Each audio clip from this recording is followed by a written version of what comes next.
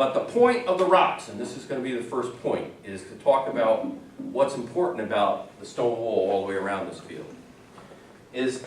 Let's assume that this is perfectly square, and we have our rocks all the way around, and we'll get into entrances and exits and so forth, is to talk about the first hot spotting of a field. These rocks all the way around the outside, you don't know where the rock that's in the wall came from. Okay? You can't control where the guy walked to put the stuff into the stone wall. What you can do is you can know that this area right here, all the way around the field, the first 5 feet from that stone wall, as that guy brought that rock in, you don't know the angle he was coming at, you don't know what was going on, but he came over and he placed that rock here, and he walked back out. You don't know if he angled off this way, you don't know what happened, but this first 5 feet, you know that that Colonial guy was in that 5 feet a bunch of times. There are literally thousands of rocks around that field. He spent time in that 5 feet, and that's good for us. Okay?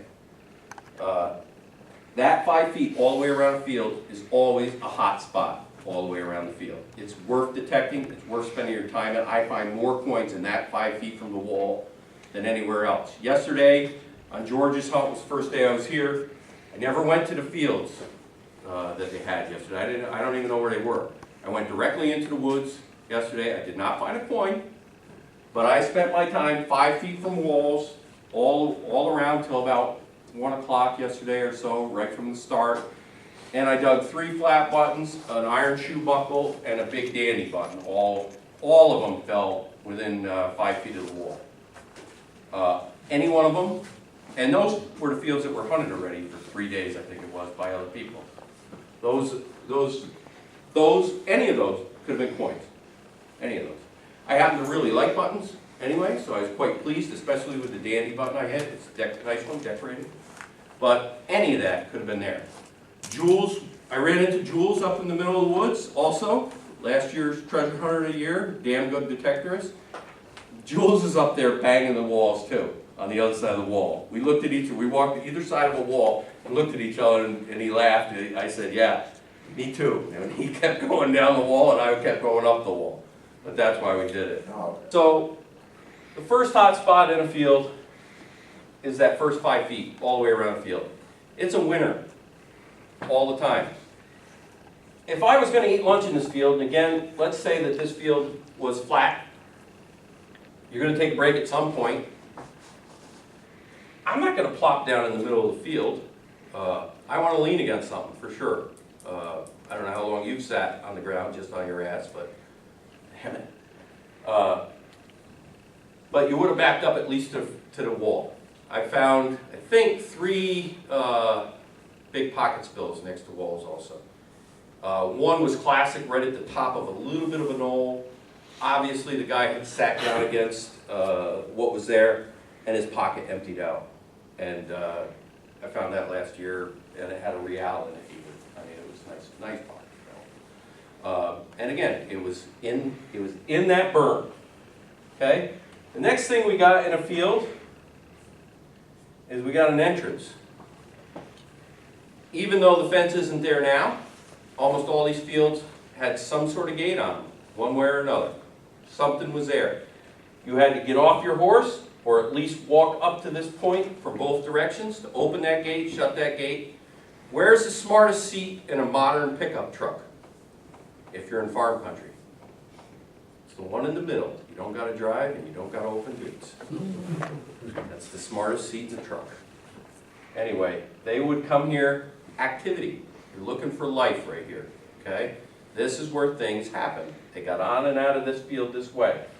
Let's say that this field also exits to another field. Okay? Every single one of these points deserves your attention in a big way. All around it, both sides. Don't quit here.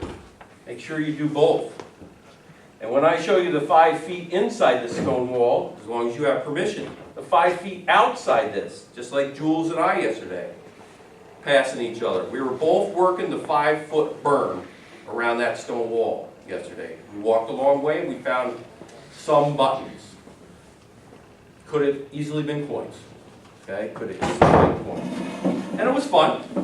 Now, the reason I did this on both sides, and you would hunt both sides of these, is right here, you got travel between gates. Okay? So this space right here, or even this curve, or this curve, you don't know where they're coming from or going to. These are absolute hotspots between these two gates and down to this gate, which makes this whole corner nice, or this whole corner nice. Those are good spots to be. Again, life, travel, things going on. You ever read the sign that said in 1872, nothing happened here? On a plaque, they put those joke plaques up. A lot of this field, nothing for us happened there. It is the needle in a haystack hunt. There's no doubt. You got 3 acres of land and a detector in your hand, and it's nothing but threshold. Yeah. Don't get me wrong. There is going to be the errant large cent or coin or button that fell off in the middle of nowhere. Who knows why? I'm talking about increasing your chances of finding good stuff. Okay? I love to find that coin or that coin. Absolutely. But you got a better chance all the way around here. So now let's take this whole field here, and let's say that up here, this is uphill, okay? This comes up high on the ridge or something. The top part of this field does. And down here, we got a little swamp going on. It's wet down here, so forth like that, okay? And again, I'm just bringing this stuff up to make you think about how a field would be used. There's no off in those days. There's no air conditioning. There's no ice in your drink. There's no nothing. When it comes time to eat lunch, are you going to eat down here by the swamp? You're not going to eat there. That's where the bugs are. And it's a low point. That's why the water's there. There's also no air there. Think about, nice breeze or something while you're eating. These people thought about this stuff because where did you want to eat? I want to eat up here where I can see across the valley, or if it's that way or whatever. And there might be a breeze I can catch up here or whatever. Remember, they got 12 hours to spend out here or the adjacent field. They do take time off, just like anybody does. And when this guy, I talked about childcare earlier, if he got stuck with the kids that day or whatever, because it could be hurt, they all worked like dogs back then. That's where the kids got told to sit for the day. And kids are the best thing for us. They always have been. How many kids' toys and coins the kids had out under the tree or whatever that you found in yards and so forth. This spot up here, because it's high ground, and assuming, breezes, or for whatever reason, the high ground is more apt to give you things than the low ground is down here. You don't know, this could flood on the bottom early in the spring and he only works the top part. You don't know. Now, fields, let's talk about finding fields. Seems pretty simple to find a field, right? But the fields I hunted yesterday were full of trees. Those are the fields, but they're just full of trees now. Okay, all the fields I hunted yesterday had trees in them. You can't look at it that way. You just have to envision them as a crop field. Okay? The trees grew up later. Ignore them. Going around little trees in a field, don't bother. If you see a big honking tree that the guy would have had to work on to get rid of or something like that, then yeah, go around a tree like every detectorist does, 100%.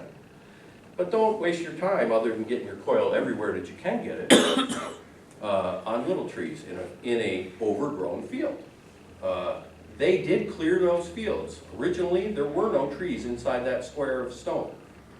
So just treat it as any other field. Try to get a grip for high parts in it, gateways, all that stuff. That's where you're going to find stuff. Just ignore the trees. It's also really a lot easier to get permission on a hillside or undeveloped land or so forth. Much easier to get a guy. You want to walk around up there in the wood? Go ahead. A lot easier to get. Also, you can hunt those fields with the trees in them, let's say. You can hunt them all summer long in the shade. It's a good place. Okay? This same field with crops in it is good for March and April. And then again in October and on. That's the only time you're gonna get in there. You can't trample the guy's crops, obviously, okay? So that's a way to hunt a field. If you are in what's now a wooded section, Yeah. and you see a lot of stone walls, would you assume that those stone walls were basically to delineate one person's property from another, or would those have been marking fields, like to keep Yeah. sheep in? Yep. Well, you can tell a lot from the fields just by the sizes of the fields. Because this little field next to it could be right here, okay? And then coming off of this one has an even smaller little field over here. The bigger fields are generally your crop fields back then, and then they would have, I call these paddocks, these fields here, and look to them for animals and so forth. One thing you can learn from watching the size of the fields, because if you get to one stone wall, then there's going to be more stone walls around it and more fields around it.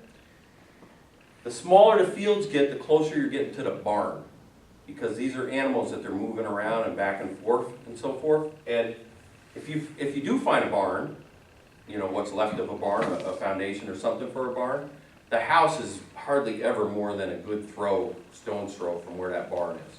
These guys did not commute, okay? Obviously, if you did, you know, find a bunch of little fields and you found a barn foundation over here, somewhere over here is going to be a two-room house that guy lived in, okay? And obviously, your travel routes between these specific things are also your hot spots in the middle of the woods. These are where you're going to find stuff back and forth. Everybody knows to find the cellar holes, but frankly, metal detecting at Colonial cellar holes is not a renewable resource. If you look at the old maps, there are X amount of old foundations on those maps. And everybody knows to do your map overlays and to buy an old map and see the little square with the guy's name written next to it and so forth. Everybody's doing that, guys. Everybody.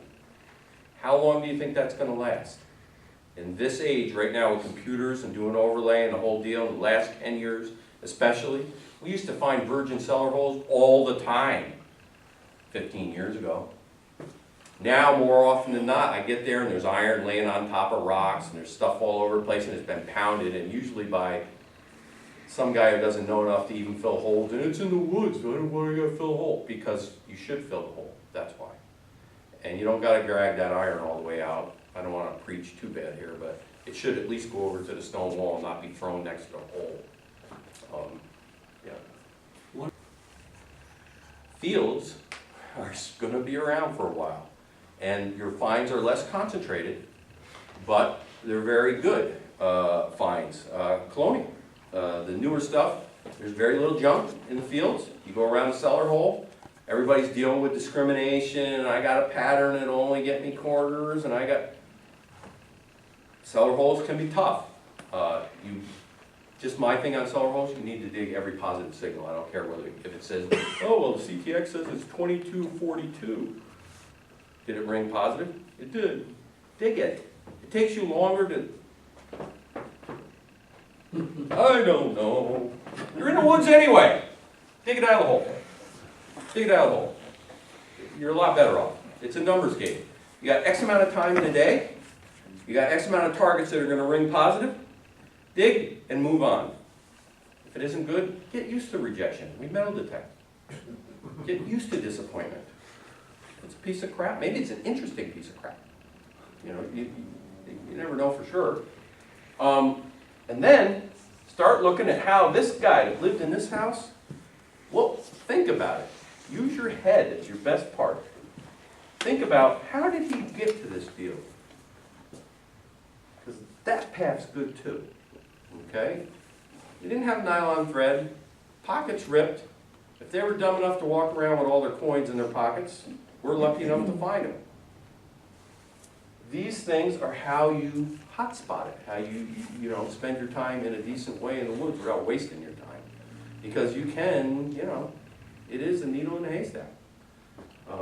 Quite literally. I mean,